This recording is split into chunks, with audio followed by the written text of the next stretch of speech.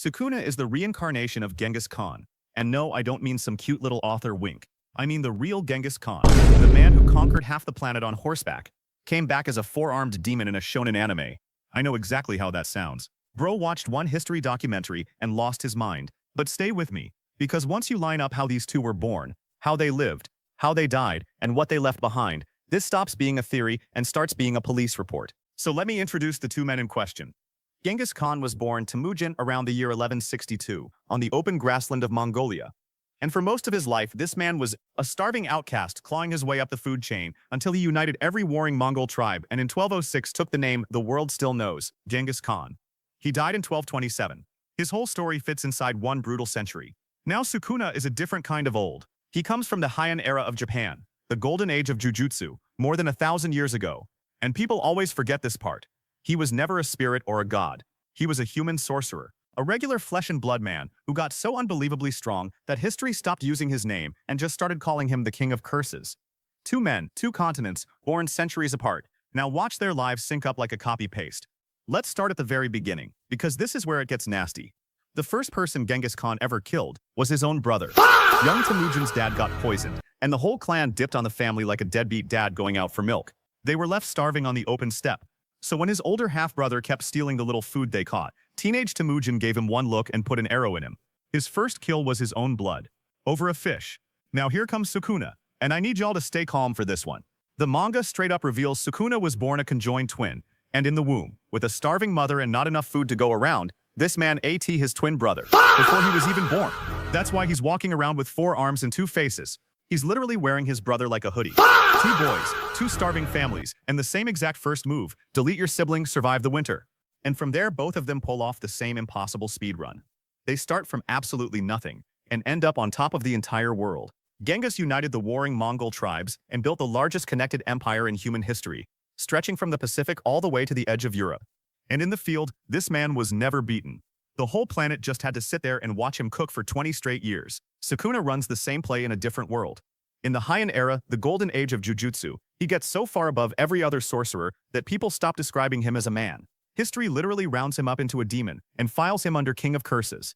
Same climb, from starving abandoned kid to the single most powerful thing alive. Now here's what most people get wrong about men like this. You're assuming somebody that powerful eventually runs into somebody stronger. So who finally beat them? Nobody. Nobody ever came close. Genghis Khan died in 1227, not in battle, but on campaign, most likely from a fall or from illness. An old undefeated man who was still out there conquering in his 60s. And Sukuna's exit is even crazier. Death itself pulled up, and Sukuna basically said I'd rather not. He turned himself into a cursed object and split his own soul, so it could survive without a body. Neither of them lost. They just ran out of life while still standing on top of everybody. And a conqueror that total does not leave a body.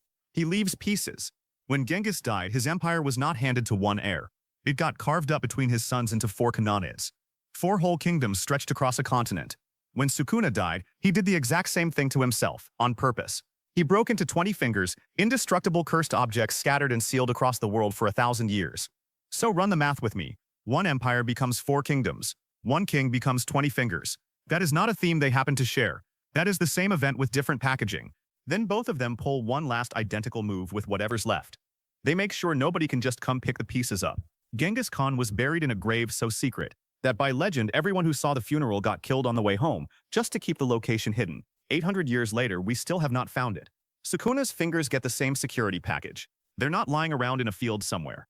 They get sealed away as special-grade cursed objects too dangerous to exist, hidden and guarded for 1,000 years. Both men understood the same thing. Remains like these are a weapon, and the world tries to bury that weapon where nobody can ever dig it up. But you cannot hide a throne forever.